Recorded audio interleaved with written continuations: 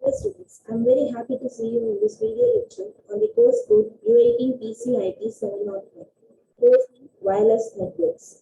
And I am D. Rukmani, Assistant Professor in the Department of Information Technology, working in Bharat Institute of Higher Education and Research, going to deliver you the video lecture on the topic 4G network. Under 4G network, here we are going to see about the introduction.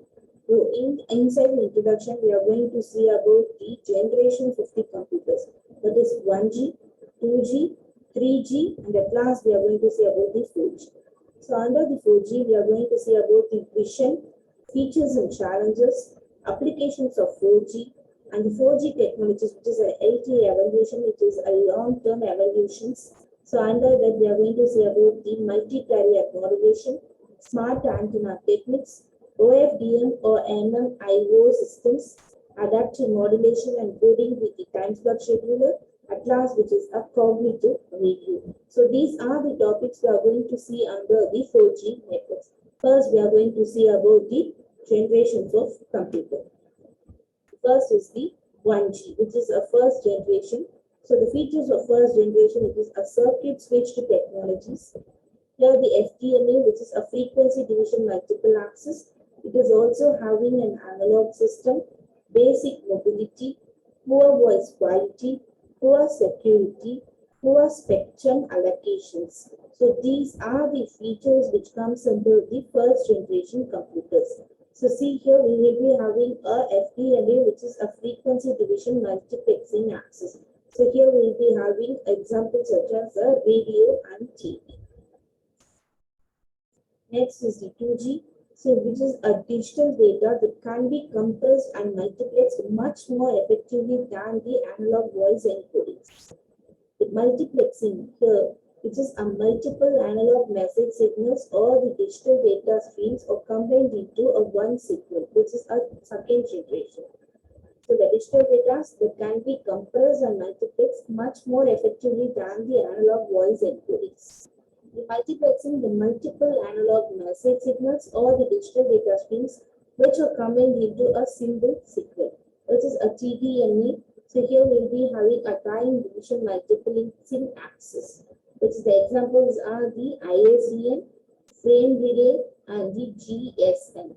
So these are the examples of 2G under the TDMA.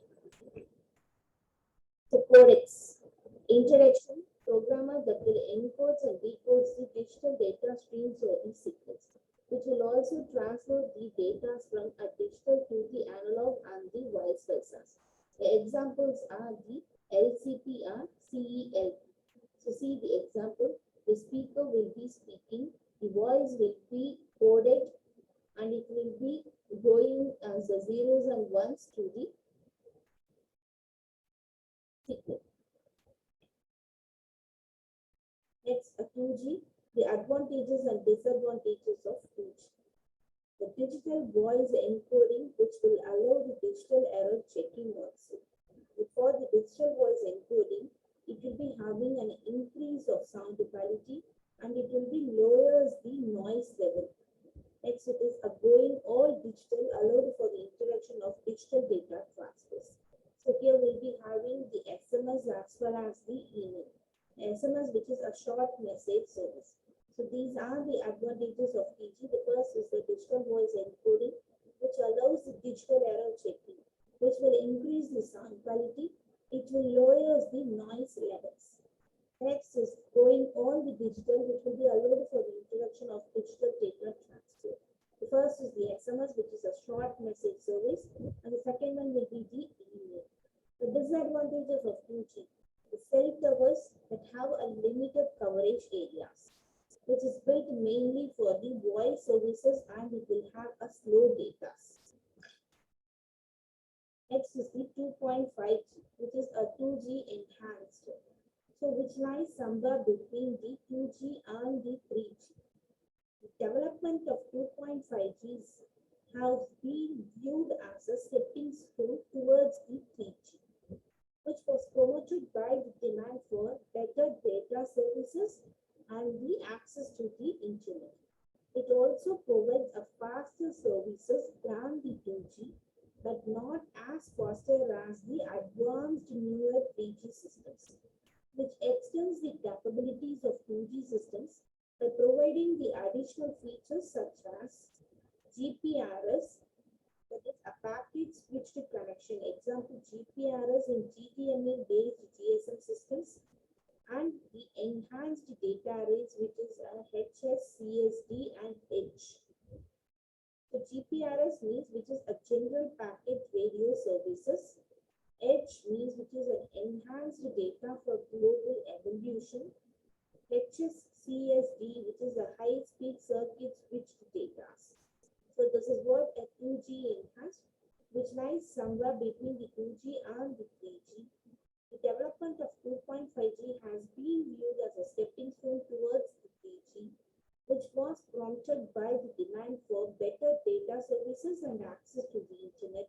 It also provides a faster services than the 2G, but not as faster as advanced as the newer 3G systems, which also extends the capabilities of 2G systems by providing the additional features such as PSC, which is a packet switched connection, GPRS in the TDMA based GSM systems, and the enhanced data rates, which is the HSCSD and the H. Next is the 3G, so which has a large capacity and the broadband capabilities. It also allows the transmission of 384 kbps for the mobile systems and up to 2 Mbps. It also has an increased spectrum efficiencies of 5 MHz. A greater number of users that can be simultaneously supported by the radio frequency bandwidth. High data rates are the lower incremental cost than the 2G. This is also a global roaming.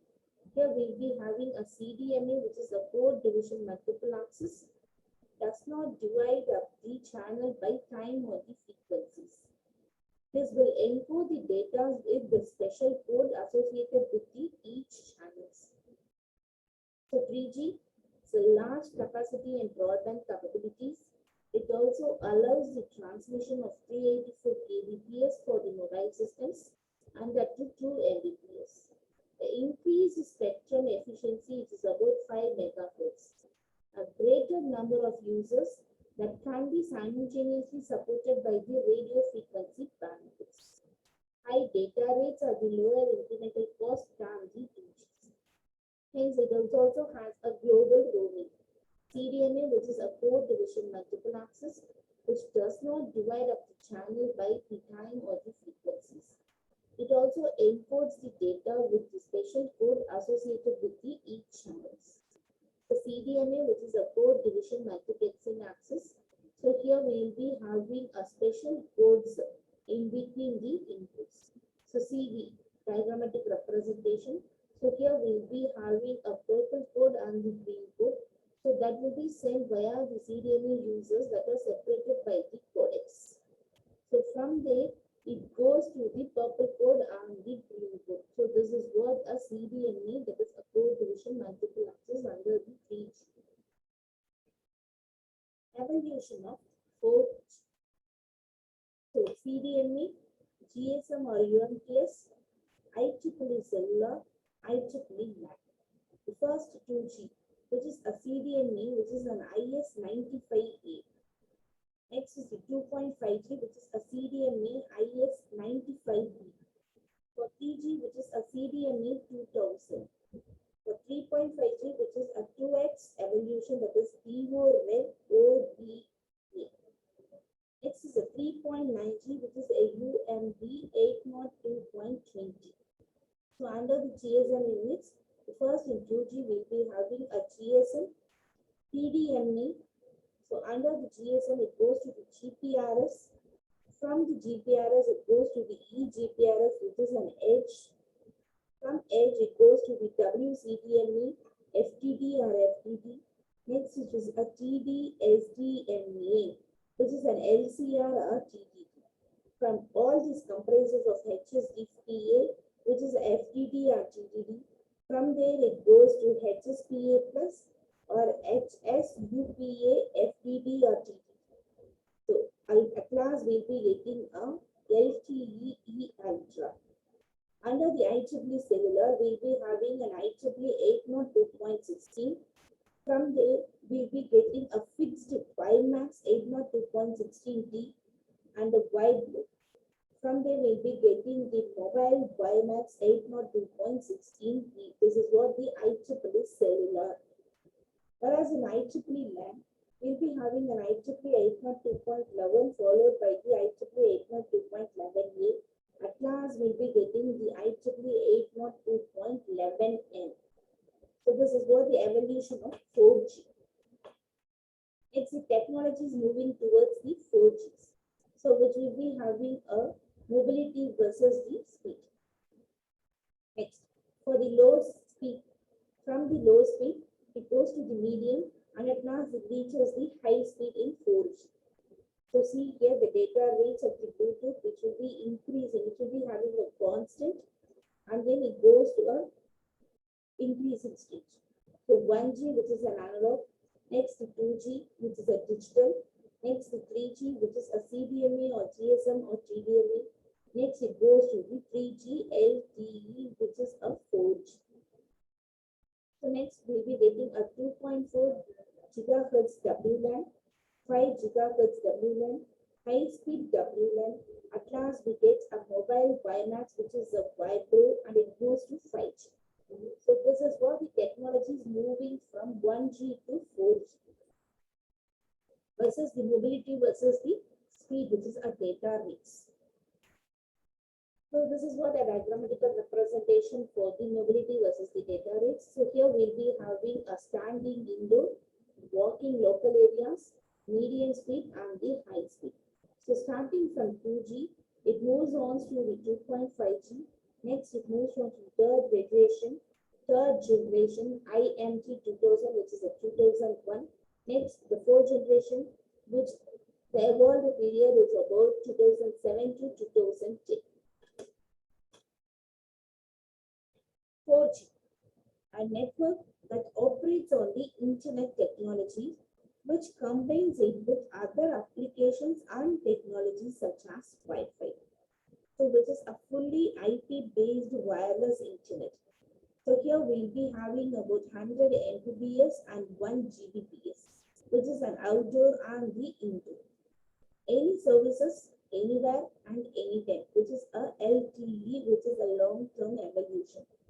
The 4G always be connected, that is ABC, always be connected, which is an abbreviated of ABC, which is also a seamless roaming, smoother handover, high bandwidth, end-to-end QoS, which is a quality of service, high security.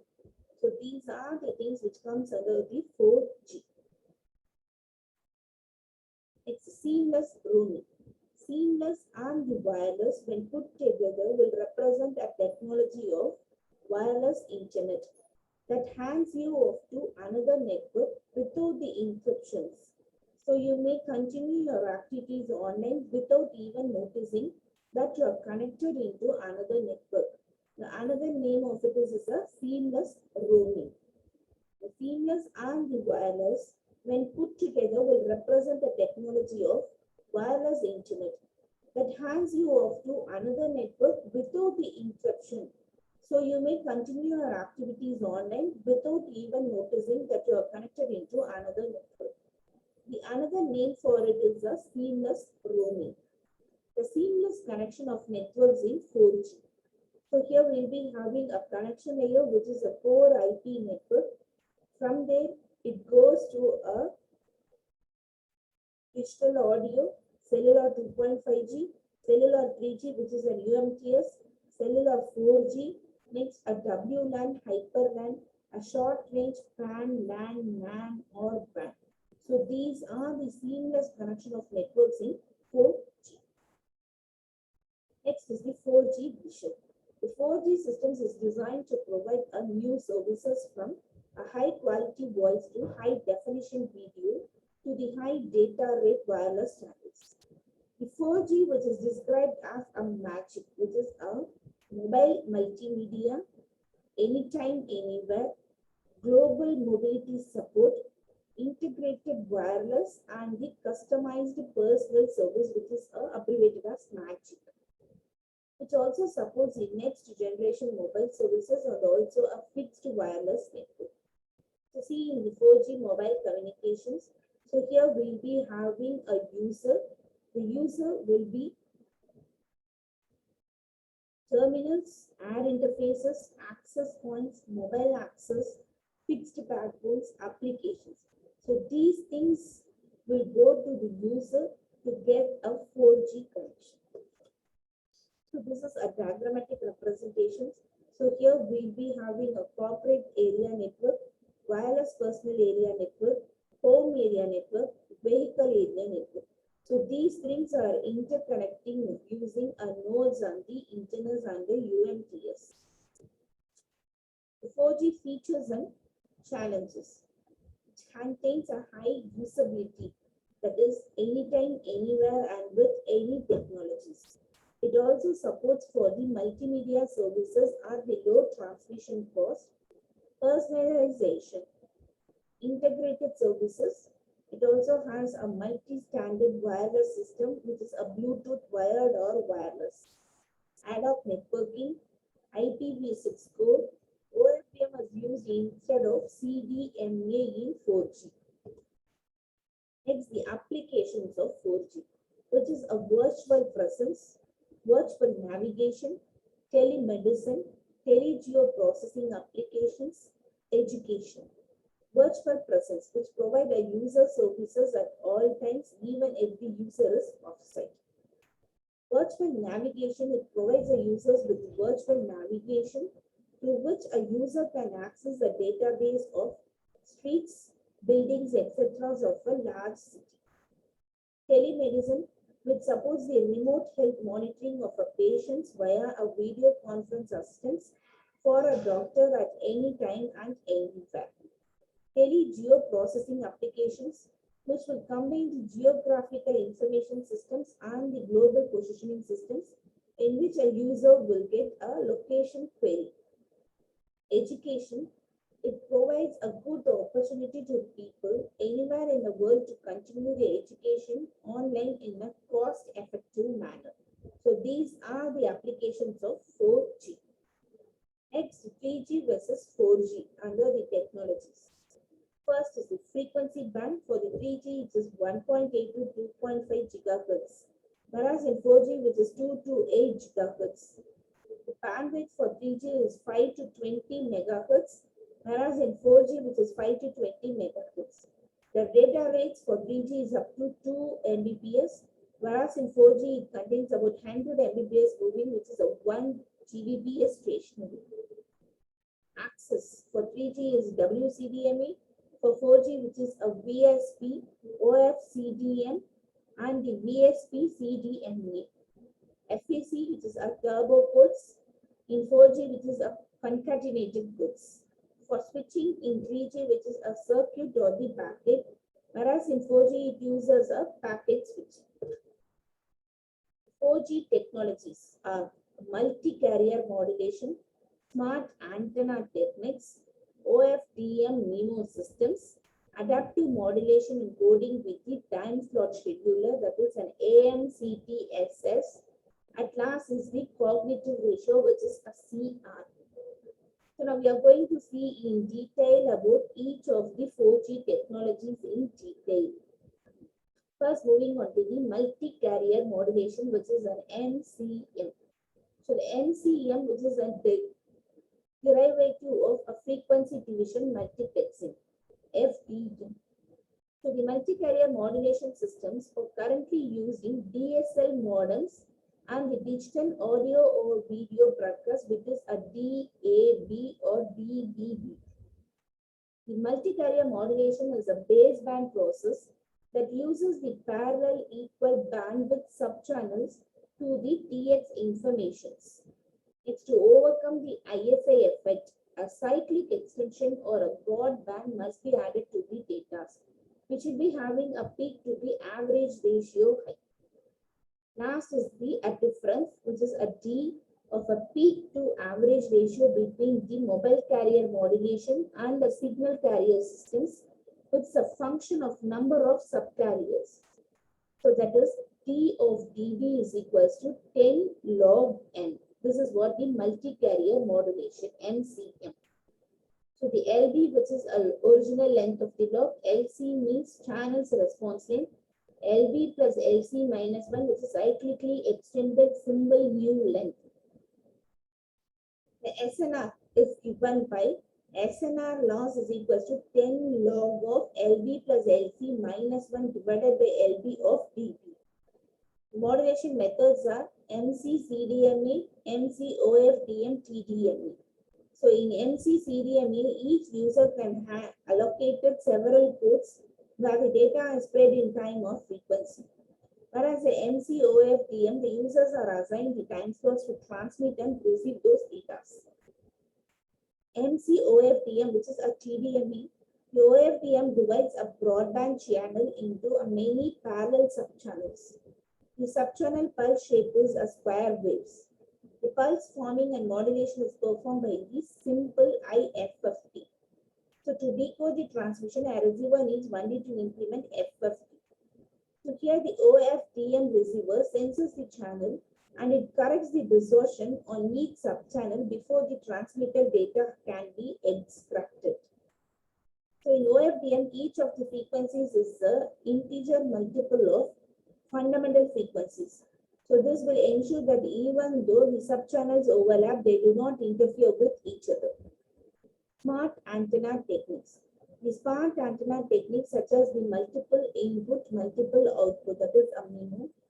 The MIMO systems use a multiple antennas at both the transmitter and the receiver to increase the capacity of the wireless channels. The MIMO systems, which is used to provide the 20 Mbps for the 4G systems. The MIMO, it is different signals are transmitted out of each antennas, which are simultaneously in the same bandwidth, and then it is separated at the receiver. The methods comes under the smart antenna techniques are SISO, which is a single input, single output, SIMO, which is a single input, multiple output, multiple input, single output, which is an MISO, multiple input, multiple wedges, which is a MIMO.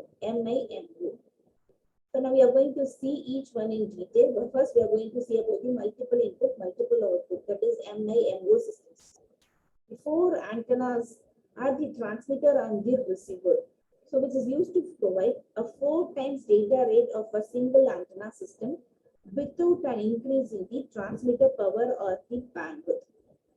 So which also support a multiple independent channels in the same bandwidth provided the multi-path environment. The number of transmitting antennas is M and the number of receiving antennas is N.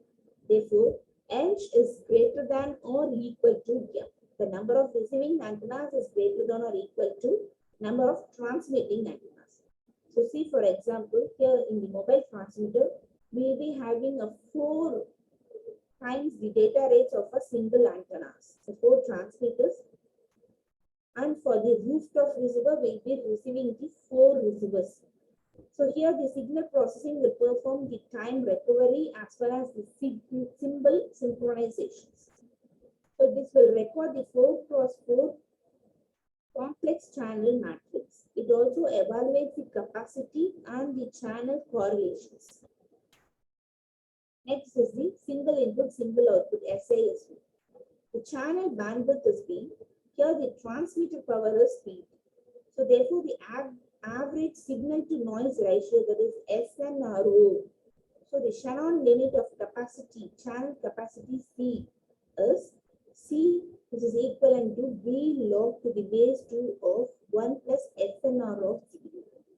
So here we will be having a transmitter and the receiver through which the single input, single output goes.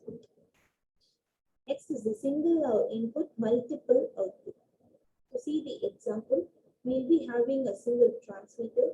So the input is further divided into a many and the receiver will receive the many outputs. So there are n antennas at the receivers. If a signal received on the antennas have on average the same amplitude, then they can be added coherently to produce an n square increase in signal power. N sets of the noise sources that are added coherently and they result in an n-fold increase in noise power. The overall increase in SNR will be the SNR, which is equivalent to n square into signal power divided by n into noise, which is again equivalent to n into SNR of 0. So here we'll be using a channel capacity C, which is equivalent to B log to the base 2 of 1 plus n into SNR of 0. So this is what the SIM was, single input multiple output. Next is the multiple input single output. So we need to consider the n transmitting antennas. The total power is divided into n transmitter branches. So if the signal acts coherently at the receiving antennas, we get n-fold increase in SNR as compared to that of SISO. Because there is only one receiving antennas, the noise level is same as that of the single input single output. The overall SNR is given by SNR, which is equivalent to n square into signal power by m divided by the noise, which is again equivalent to m into SNR of 0. Transmitter will be having a mini transmitter multiple input, and through MISO will be getting a single output as a receiver.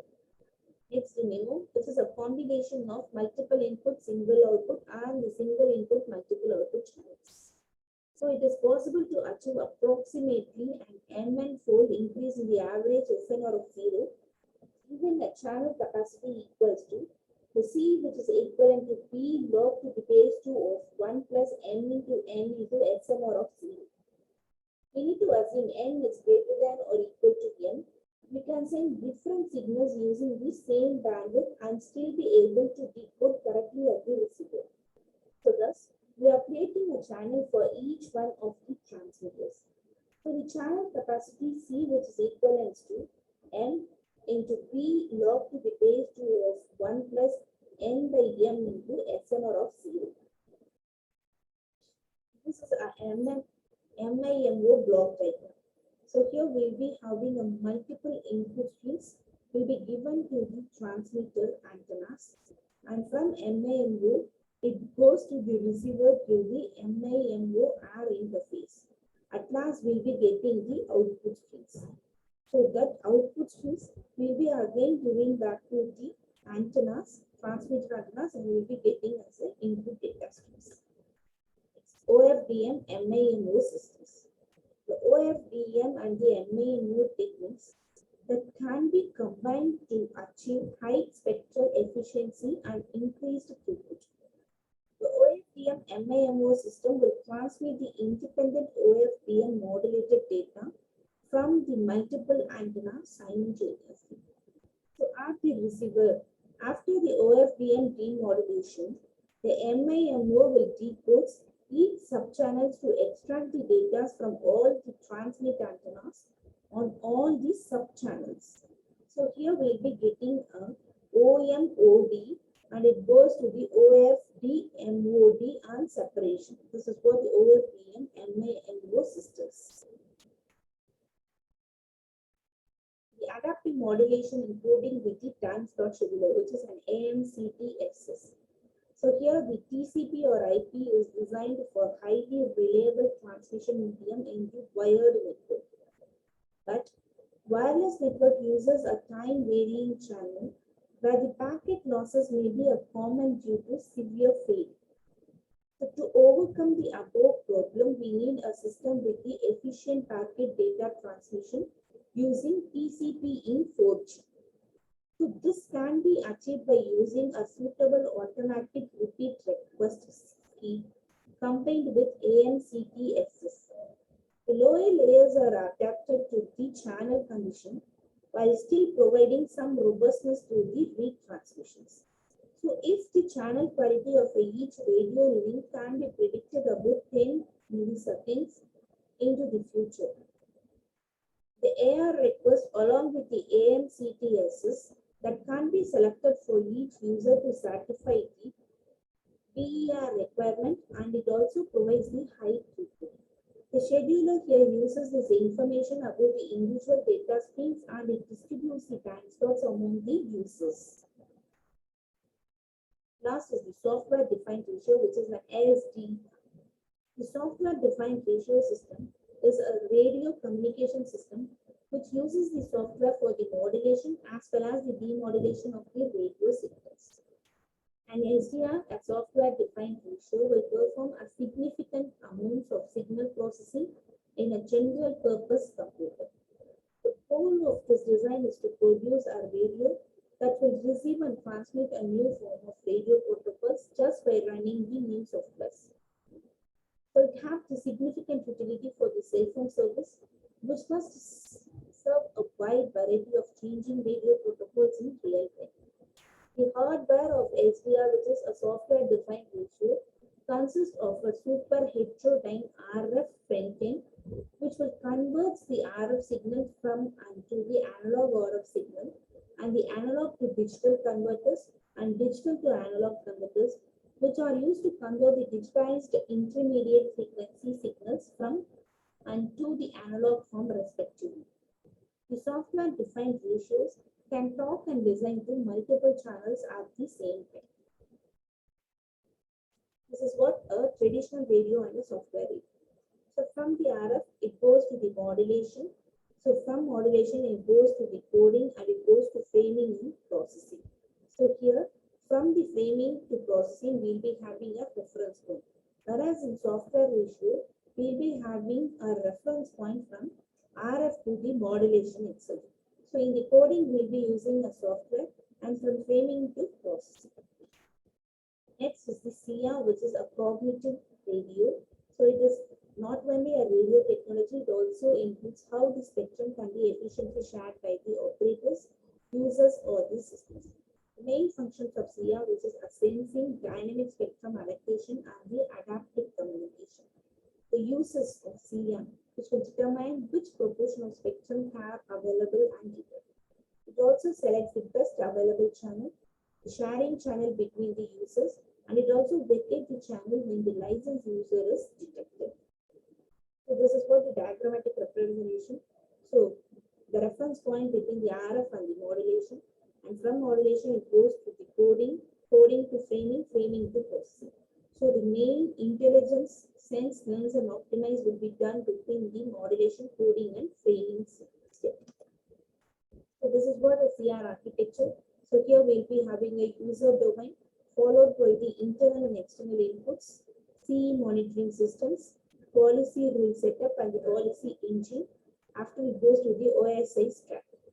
So after all, moving to this, here we'll be having a policy domain, radio domain. From there, it moves to the cognitive engine system, policy engine, and the OSI stack. So at last, it goes to the user domain. This is what the cognitive ratio architecture. So there are two main subsystems in the cognitive ratio, which is a cognitive unit and the SDR unit. These are features under the CR, which is a cognitive capability and reconfigurability. The cognitive capability will sense an ability to capture the different variations of the environment. Whereas the reconfigurability, the system has the ability to be programmed according to the radio environment. The benefits of CR, which is an efficiency of a spectrum, it contains a high bandwidth services, graceful degradation of services, benefits to the service providers, common hardware platform, emergency communication services. Next is the applications of cognitive ratio. Future internet services, multimedia download in mobile, communication during emergency services, wireless multimedia services. So these are the applications of cognitive ratio.